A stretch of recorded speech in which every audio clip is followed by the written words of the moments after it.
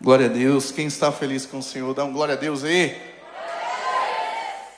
Eu quero agradecer primeiramente ao nosso bispo, nossa pastora Anabela, pela oportunidade de estar aqui mais uma vez na casa do Senhor, podendo louvar, podendo agradecer e trazer essa responsabilidade de trazer uma palavra para o fruto da igreja, que são os adolescentes, as crianças também, né, que estão aqui envolvidas, e os pais que estão aqui também nessa noite. Então, eu sou grato a Deus por essa oportunidade. Quero agradecer a Rochelle, quero agradecer a tia Lu, né, por estar aqui e ter esse convite. Elas sempre me convidam, acho que é porque gostam, né? Então, eu sou muito grato ao Senhor por tudo que o Senhor tem feito em nossas vidas e estar a acompanhar o crescimento do departamento do Chose é muito grato. Que a gente viu a dificuldade que é arrancar, levantar um departamento, levantar as pessoas, trazer a consciência à juventude, e elas estão aqui sempre, toda semana, semeando na vida das crianças, na vida desses adolescentes. É muito importante, e vocês talvez não entendam o peso da responsabilidade que é fazer isso. Mas eu sei que enquanto vocês estão aqui, que nem Eleazar, o valente do Davi, que quando veio um exército atacar a nação de Israel, e Israel não estava protegida, não tinha exército. O exército tinha ido para uma outra batalha, mas Eleazar permaneceu ali naquele território. E veio um exército a atacar Israel. Eleazar não correu, ele manteve-se firme. E ele derrotou um exército, um homem derrotou um exército. A vitória foi tão grande que a palavra do Senhor diz que ele lutou tanto que a espada ficou cravada em suas mãos. Então essa palavra que eu tenho para dar para a Rochelle e para a Lu: a espada tem que estar cravada nas suas mãos. Não é tempo de retroceder, não é tempo de desistir, porque o Senhor que está dando livramento aos exércitos, aos ataques dos inimigos que vêm, Ele vai te recompensar. Você está feliz? Pode dar uma palavra de gratidão ao Senhor? Quem pode dar um glória a Deus, um aleluia? Vou falar que nem um pastor Roberto, mas eu quero voar. E eu peço que vocês abram as suas Bíblias no Evangelho de Marcos.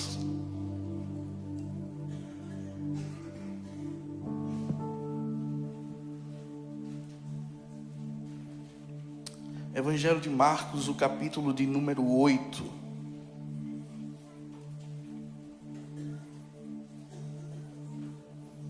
Evangelho de Marcos, o capítulo de número 8 e o versículo de número 22. Evangelho de Marcos, capítulo de número 8 e o versículo de número 22. Palavra do Senhor.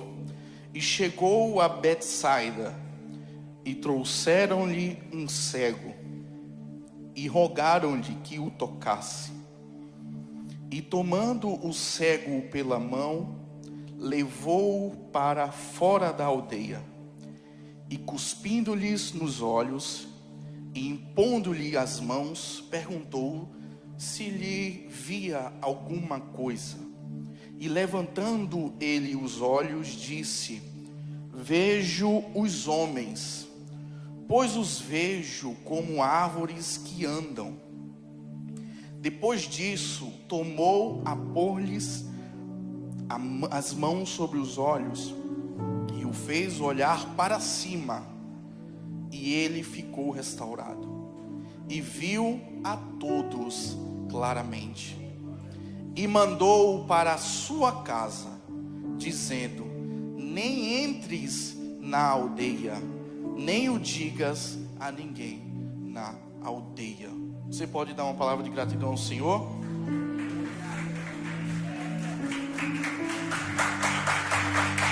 Glória a Deus. Irmãos, preparar um sermão não é tão fácil como muitas pessoas tentam dizer que é. Porque o sermão, primeiro, ele tem que ser gerado em nós. Primeiro, ele tem que ser enraizado nos nossos corações, que ele fale primeiro em nossos corações, e Deus confirma se é aquilo que Ele quer que nós falemos para a oportunidade que vai acontecer ou não. E eu tenho muito temor ao Senhor, porque muitas das vezes a gente tem ideias na cabeça, né? Ai, é jovem, é louvorzão, é isso, é aquilo, eu posso falar disso, posso falar daquilo, né? Mas Deus diz assim, ó, não, calma lá. Eu sei o que eu tenho colocado no coração para ser falado naquele dia. E Deus colocou esse texto aqui, eu não esperava, mas Deus colocou esse texto aqui. E eu acabei finalizando ele ontem à noite, já de madrugada. Foi que eu acabei finalizando ele. Deus falava comigo o que era para ser dito no sermão. E ontem à noite foi que eu consegui pôr em uma folha ou digitar, né? Como a gente... Estamos na modernidade, né? Mas enfim, a palavra do Senhor fala no Evangelho de Marcos que tinha um cego.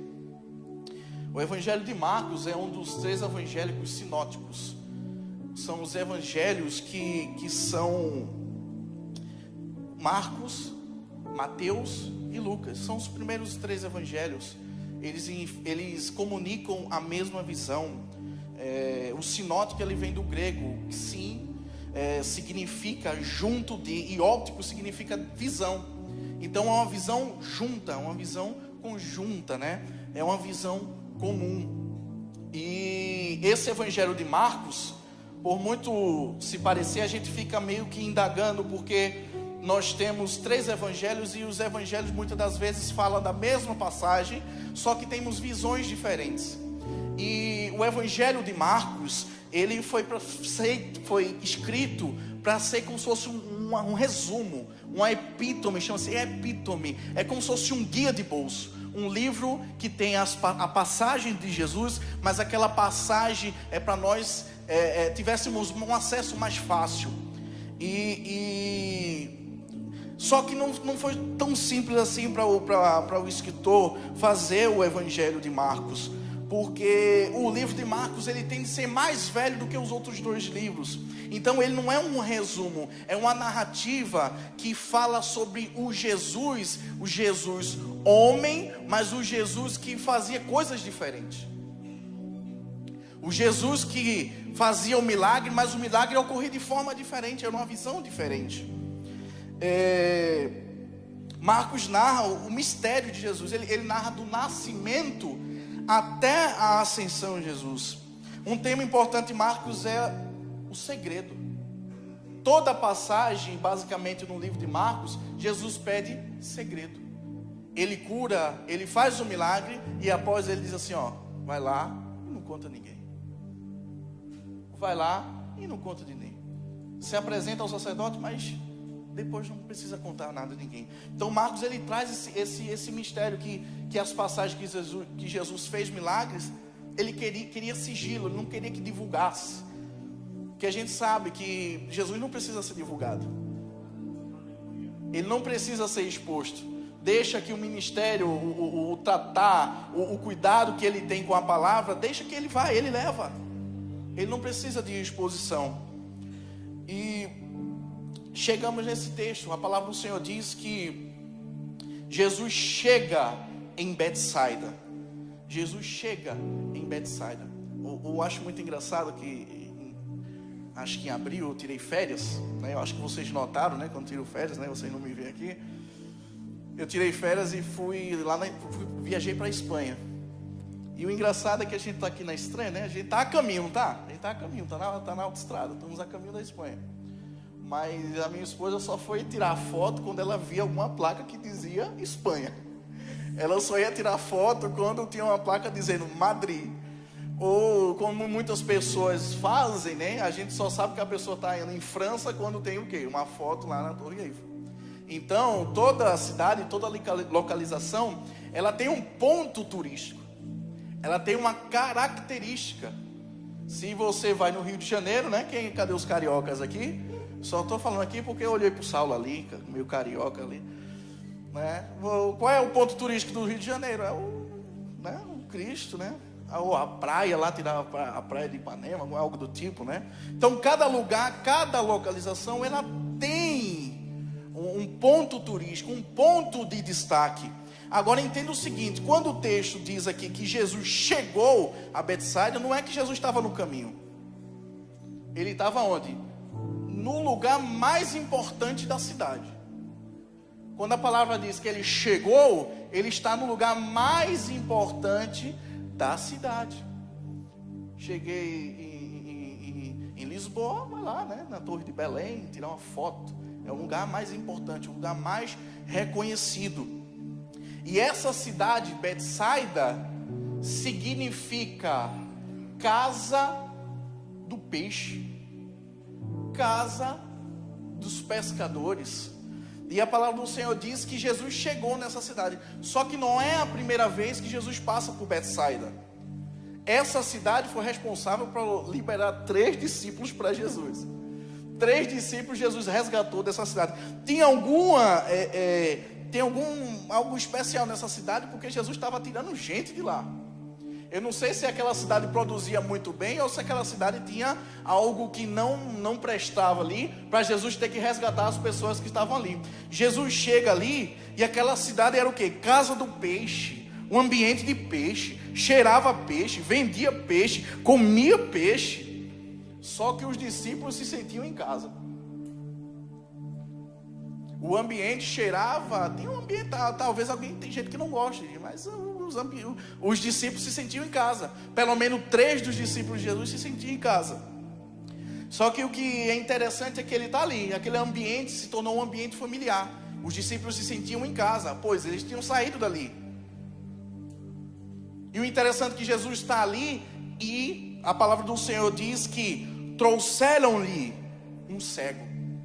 Está lá no texto, olha aí no telão, o que é que diz? Lhe trouxeram um cego. O ambiente que estava ali, comum para os discípulos, trouxeram-lhe um cego. O engraçado é que não diz quem. Tem o nome de quem trouxe ali? Tem dizendo quantos? O engraçado é esse, que eles viam que Jesus estava em Betsaida, chegou na casa, e eles viram uma oportunidade de trazer uma pessoa que precisava de um contato, uma pessoa que precisava mudar a vida, e eles estavam levando aquela pessoa para Jesus. O engraçado é que no texto não diz o nome, não diz a idade, não diz quantas pessoas foram, eles não foram reconhecidos, não foram nomeados no texto, mas estavam a aproximar alguém de Jesus. O engraçado é que quem leva a Cristo, quem leva a Jesus, ele não importa que o seu nome esteja num texto, ele não importa com a fama, ele não importa com os holofotes, ele não importa com like, com seguidores, ele só importa de levar a Cristo. Essa é a informação que você tem que guardar no seu coração. Se você leva a Cristo, não importa os likes, os seguidores, quem está te vendo, onde é que seu nome está a chegar. Importa é que Cristo te reconheça que você leva a Ele. Quem leva a Cristo pode levantar as suas mãos assim e dizer um glória a Deus. Pode dar uma palavra de gratidão a esse Deus. Aquelas pessoas não estavam preocupadas que o nome deles fosse lembrado pelo evangelista Marcos, mas eles estavam ali levando um cego. E o que é que o texto nos diz? E rogaram-lhe que o tocasse. Rogaram que o tocasse. Alguma coisa aquelas pessoas elas entendiam sobre Jesus. Para eles levar um cego, eles diziam: olha, mestre, levaram um cego, mestre, toca nele. Aqueles homens reconheciam que Jesus tinha um tocar diferente, tinha um trabalho diferente. E a palavra do Senhor diz que rogaram que o tocasse. Essa palavra toque que aparece no texto ali, ela vem do grego que diz assim, ó, aptomai. Fale comigo, aptomai. Eu não ouvi, aptomai. Significa toque, só que é um toque ligeiro, como se fosse um toque, como se fosse alguém de assalto, sabe? Aquele toque que pega e sai. Aqueles homens falaram assim, ó, trouxeram o cego e disseram assim, ó, Jesus, dá um toquezinho nele aí. Jesus, dá um toquezinho a ele. Dá um toquezinho nele aí. Só que o texto diz assim que os guias, eles pensaram ali que eles estavam segurando o cego. Jesus, toca nele, Jesus. Só que eles acreditavam que eles, ainda segurando o cego, Jesus ia tocar no cego. Só que o texto dá uma ideia diferente. Que Jesus pega assim, ó, e tomando pela mão. Eu peço que vocês tenham atenção nisso comigo. As pessoas estavam levando o cego. Jesus, toca nele. Aí Jesus pega o seguinte, em vez de Jesus tocar, Jesus fez o quê? Tomou-o pela mão. Vocês estão começando a entender. Pediram para que ele tocasse, mas Jesus não tocou. Jesus tirou o cego da mão dos guias. Entenda que nessa passagem aqui, Jesus ele toma o cego da mão dos guias. E Jesus nos dá uma lição, que para poder receber o toque dele, é necessário largar de algumas mãos. Para receber o toque de Cristo, é necessário largar algumas mãos. Tem algumas mãos que você tem que deixar para trás. Você quer receber o toque do Senhor na tua vida? Tem algumas coisas que você tem que deixar para trás. O que é que você tem que largar? Você precisa já chegar a Cristo, mas o que é que você precisa largar? Tem mãos que você tem que deixar para trás. A palavra do Senhor diz que Jesus toma ele pela mão. E esse sentido que o texto quer dizer, que Jesus tomar pela mão, esse tomar pela mão, no grego, dá uma ideia de livrar alguém do perigo, ajudar, socorrer, se apoderar, prender a pessoa. Não é um simples, vem comigo. Não, Jesus estava dizendo assim, ó, vem que agora é comigo, vem que agora está na minha mão, vem que é comigo, está sob a minha posse. Os guias acharam que Jesus ia curar ele na mão dos guias. Não. Jesus primeiro tem que soltar as coisas. Jesus ele tem um mistério muito especial, que muitas das coisas você tem que largar e deixar para fora. Deus me faz lembrar de um texto, quando existia um cego que estava à beira do caminho, que ele gritava para Jesus, Jesus, filho de Davi, tem misericórdia de mim. Aí Jesus parou e disse assim, olha, quem que está me falar? Chama lá o cego. E aquele cego, ele vivia naquela condição, naquela beira de caminho, mas ele tinha que ter autorização para pedir esmolas. E a autorização que aquele homem carregava era a capa. Quando ele se vestia da capa, o governo entendia, opa, ele tem a autorização para pedir esmolas. Só que o texto diz que quando ele ouve Jesus chamar, ele diz assim, ó, largando de si a capa, foi até o mestre. O engraçado é que aquele homem não precisava largar a capa antes de ir para Jesus. Ele poderia ir com a capa, mas ele diz assim, não, se o mestre me chamou, eu não vou voltar do mesmo jeito.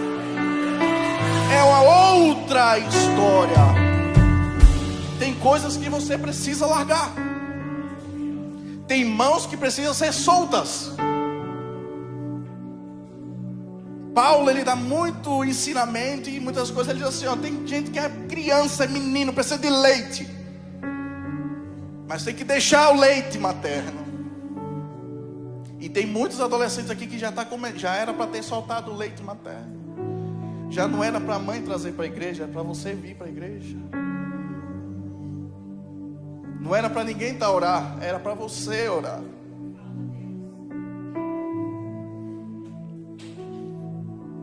E Jesus faz esse milagre aqui.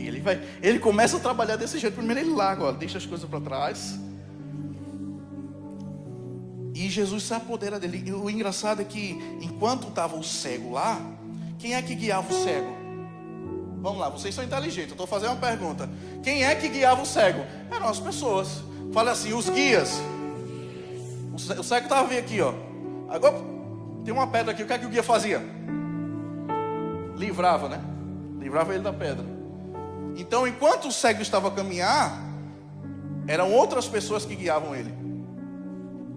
Só que Jesus, assim, quando Jesus pega na mão, ele está mudando quem conduz o cego. E quem é que passa a conduzir ele? Jesus. Jesus começa a conduzir. É necessário mudar para a direção que Jesus nos leva. Jesus está deixando uma palavra para algumas pessoas hoje. É necessário mudar algumas direções. É necessário mudar alguns caminhos. Tirar da dependência dos guias. É necessário. Jesus está primeiro colocando um cego no caminho, para depois fazer o milagre. Primeiro ele está endireitando o caminho, para depois fazer o milagre. E eu quero que você repita comigo assim, ó. O primeiro ponto, eu não ouvi. Primeiro ponto, largar o passado. Jesus te pega a tua mão. Agora fale comigo. Segundo ponto, receber a nova direção. Jesus conduz. Mas Jesus conduz para onde? Vamos ler para o trecho? Vamos voltar para o texto? E tomando o cego pela mão, levou-o para fora da aldeia. Engraçado. Jesus já tirou 3 discípulos daquela aldeia, e o cego que estava lá junto com ele, Jesus tira da aldeia também. O que isso significa?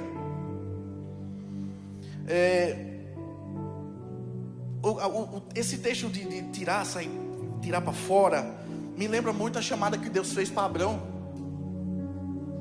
Deus fala com Abrão: Abrão, sai da casa do teu pai, da tua parentela, e vai para um lugar em que eu me mostrarei. Marcos fala que tem uma passagem que tinha um surdo mudo, que a palavra do Senhor disse que ele era limitado no ouvir e a sua fala estava presa, e que para Jesus fazer o milagre, Jesus precisou tirar o homem da multidão.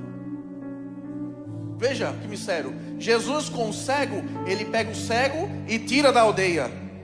Uma passagem anterior, se você for ver no versículo 31 do capítulo 7, ele vai falar de que tinha um cego, um surdo mudo, que estava no meio da multidão, e Jesus pega o surdo e mudo e tira do meio da multidão. Porque o homem era surdo e mudo, o homem estava no meio da multidão. Jesus retira. Tem um recado muito especial nessa passagem. O homem estava no meio da multidão. Na multidão são pessoas, as pessoas estão a falar, estão a emitir opinião, tem muito ruído. Quando Jesus tira do meio, Jesus está dizendo assim, ó: eu quero calar todas as opiniões, eu quero calar todas as vozes, eu quero eliminar os ruídos, porque o milagre sou eu que vou operar. É necessário calar os ruídos, as vozes que falam o tempo todo e oculta a direção que Jesus tem. Jesus tira o surdo mudo da multidão. Jesus sai da aldeia com o cego para ter um momento de intimidade, para tirar dos olhares curiosos. Os olhares curiosos só querem saber como Jesus vai operar, e Jesus vai lá e tira ele do meio. Os habitantes da terra não entenderiam o que é que Jesus vai fazer com ele se ele estivesse lá. Jesus vai lá e tira. Não precisa saber, deixa que Jesus opera. tem coisa que não precisa estar apostando, não precisa apostar que você está orando, não precisa apostar que você está no monte, não precisa apostar, deixa Jesus trabalhar. Não precisa trazer mídia. E Jesus vai lá, traz aquele homem para fora. E Jesus nos ensina que é necessário cessar as exposições para poder ter intimidade. Muitas das vezes é necessário nós se recolhermos para que Jesus possa falar. Jesus nos ensina como é que nós devemos orar. Entra aonde?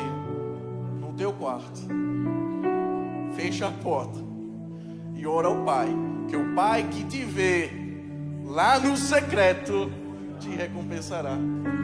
Você pode dar um glória a Deus? Será que você pode aplaudir o nome do Senhor?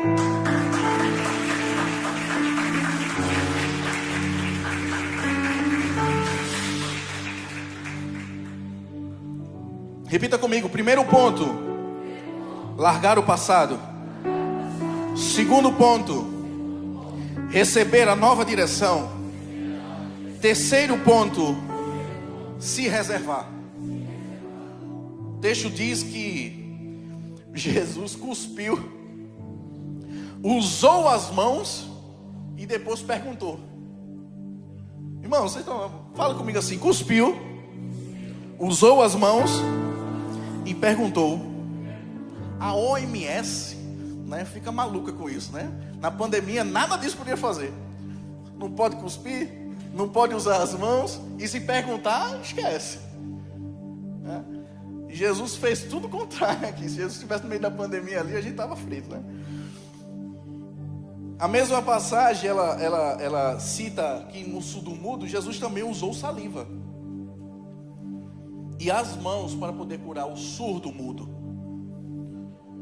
Em João, ele cita que havia um cego que não possuía o globo ocular.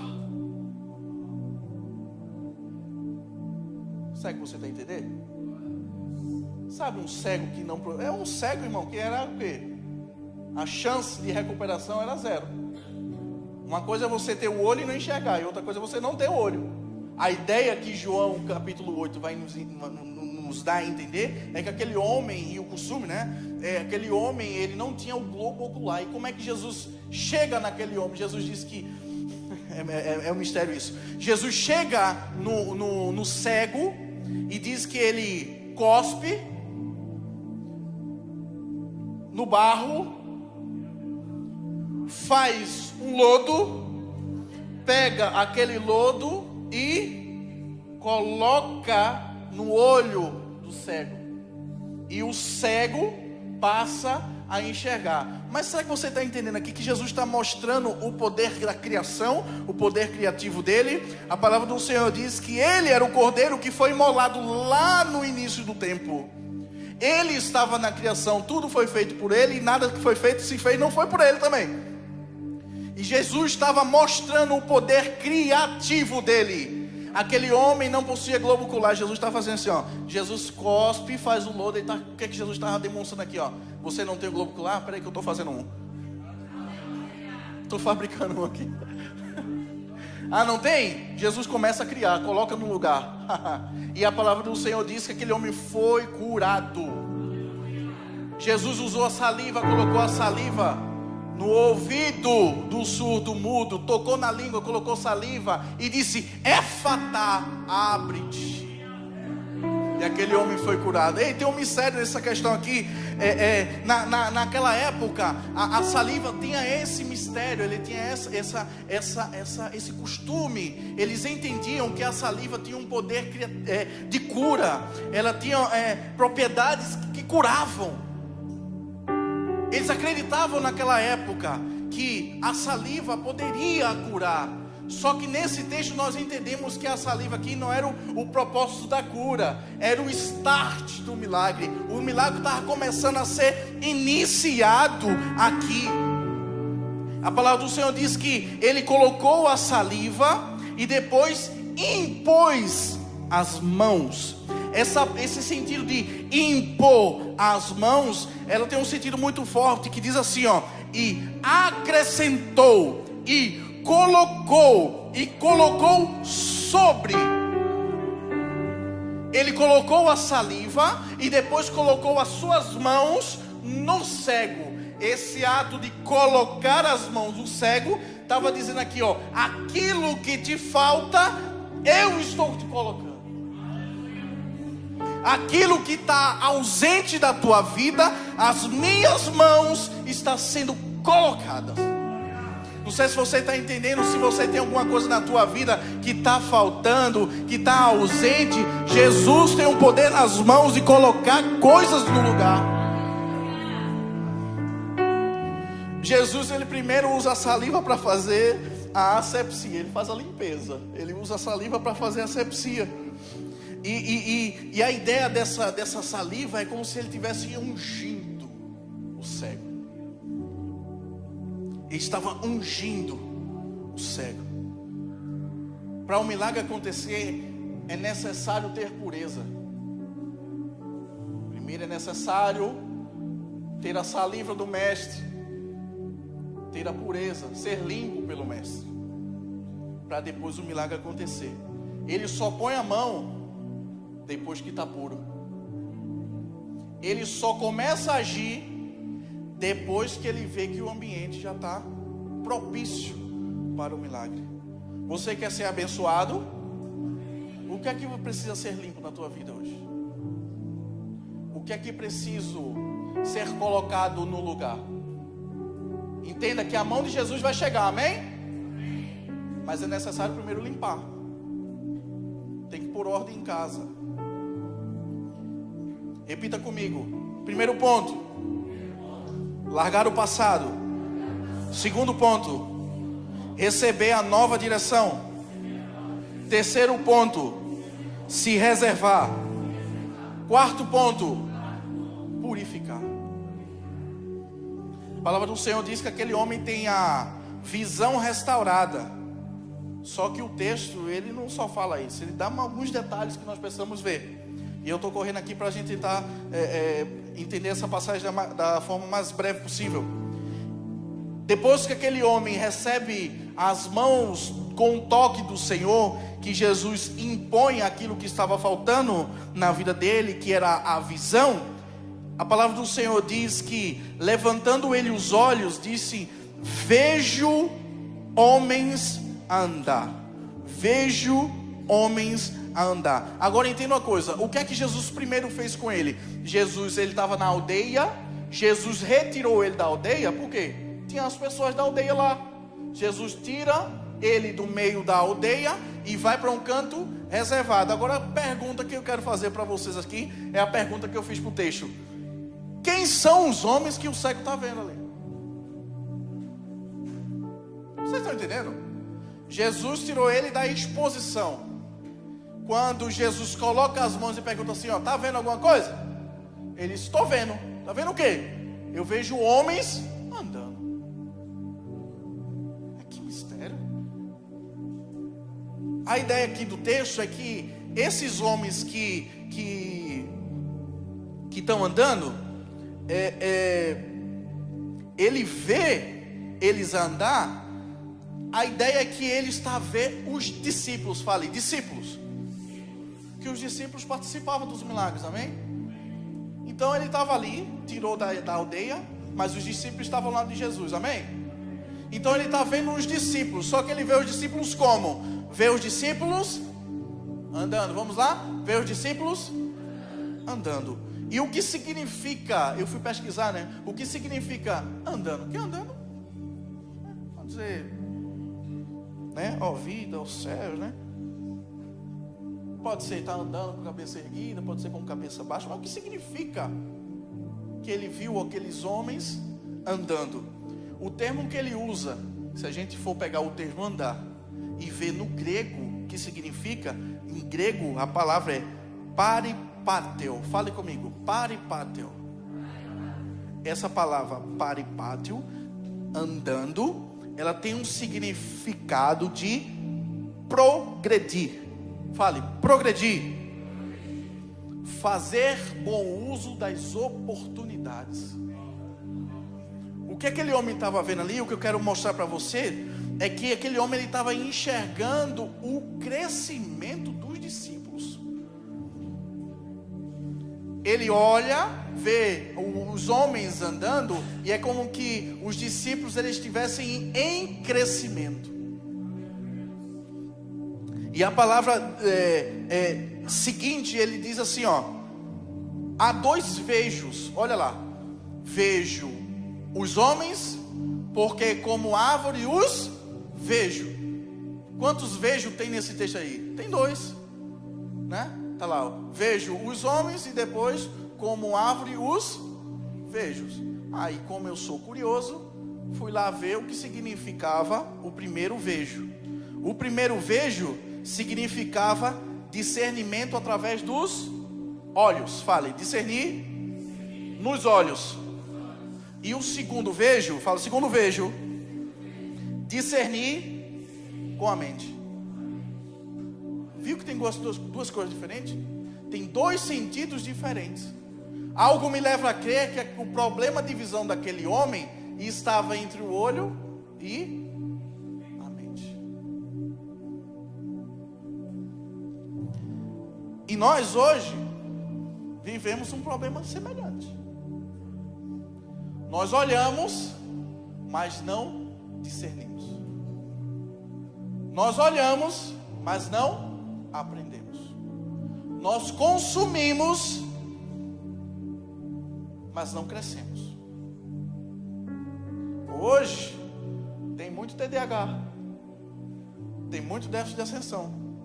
Você olha, mas não entende. Você consome, mas não sabe o que consumiu. E o interessante é que Jesus faz um milagre naquilo em que era necessário para a vida do cego. Eu falei, tinha um cego que não tinha um globo ocular. Jesus foi lá e colocou. Tudo leva a crer que esse homem tinha um globo ocular, mas o problema dele estava entre o olho e a mente. E Jesus, ele colocou as mãos e colocou algo de especial lá, que é o quê? O que é esse algo de especial? Eu falei, o que é? Esse algo especial é a cura.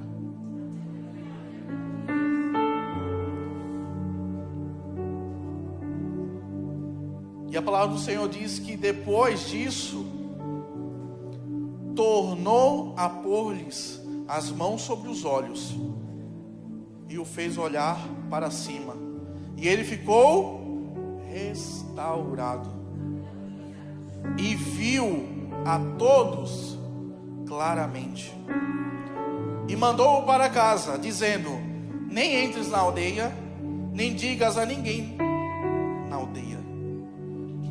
Que o texto finaliza aqui dizendo que aquilo que te impede de ver, de entender, de discernir, Jesus ainda cura nessa noite. Jesus ainda cura nessa noite. Quero que você repita comigo. Primeiro ponto: largar o passado. Segundo ponto: receber a nova direção. Terceiro ponto: se reservar. Quarto ponto: purificar. Quinto e último ponto: plenitude. Jesus, ele resolve e te envia. Aquele cego estava ali. Jesus curou. Aí Jesus diz assim, ó: vai agora para casa. E entenda uma coisa: aquele homem não morava naquela aldeia, senão Jesus tinha mandado ele para onde? Para a aldeia. Jesus disse assim, ó: vai para casa, nem passes lá na aldeia. Alguns milagres que vão acontecer na tua vida que não vai vir público. Tem coisas que vai acontecer na tua vida que ninguém vai saber, mas você vai entender que é Jesus que está operando o milagre. Quem crê nessa palavra pode dar um glória a Deus. Quem pode aplaudir o nome do Senhor.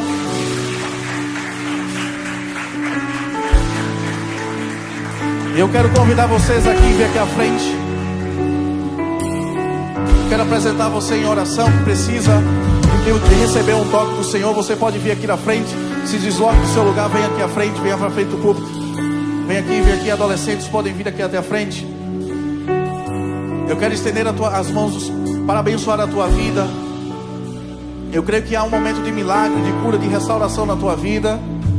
O Senhor, Ele está aqui nessa noite, Ele trabalha em favor dos seus. E eu quero que você apresente nesse momento. Você pode fechar os seus olhos, cubra a sua cabeça. E eu quero que você apresente aquilo que é necessário Jesus tocar. Quero que você coloque em suas mentes assim: ó, Jesus, eu tenho déficit de atenção, Jesus. Toca na minha mente. Jesus, eu tenho um problema com os meus olhos. Toca nos meus olhos. Quero que você apresente nesse momento qual é o milagre que você precisa. Qual é o milagre que você precisa? Jesus, eu não entendo as coisas. Apresente a Ele agora. Jesus, Ele está dando um momento aqui, uma transformação na tua vida. Ele tem um momento que Ele toca nos teus olhos, Ele transforma toda a tua história, Ele te dá uma nova direção, te dá um novo caminho. Agora você tem que apresentar perante o Senhor nessa noite. Oh, aleluia! Jesus, eu quero apresentar a tua igreja, quero apresentar esses adolescentes, quero apresentar os pais que estão aqui nessa noite. Senhor, eu creio que tu tens um poder sobrenatural para liberar na vida deles.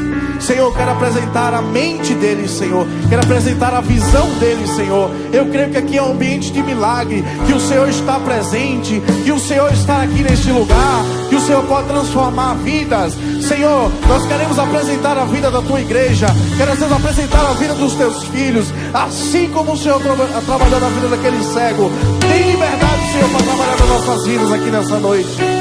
Toca nas mentes, toca nos corações, transporta, meu Pai amado, transforma o olhar, transforma o entendimento, que haja um desbloqueio na mente. Oh, alamanaço de calamanácia.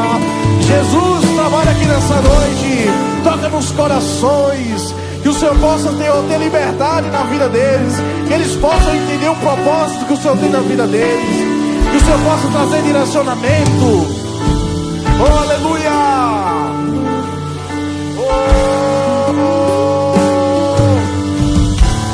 Aleluia! Oh, amanaço de calamanaço, eliaço de ralamanaço, egamanaço, ele é calamanaço, eliaço de calamanaço. O Senhor coloca em meu coração que tem coisas que vão ser mudadas. Deus colocou em meu coração que tem graus que vão ser recuados. Tem fichas que vão ser transformadas. Você não via agir, mas a partir de hoje vai começar a ver agir. Você não enxergava, vai começar a enxergar. Tem graus que vão retroceder. Eita, meu Deus, eu sei o que é isso.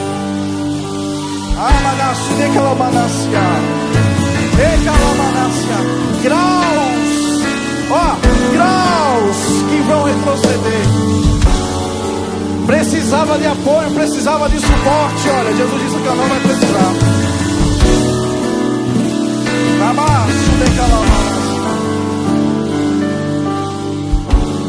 Deus fala muito forte comigo que tem coisas que não vai ser necessário mais você usar.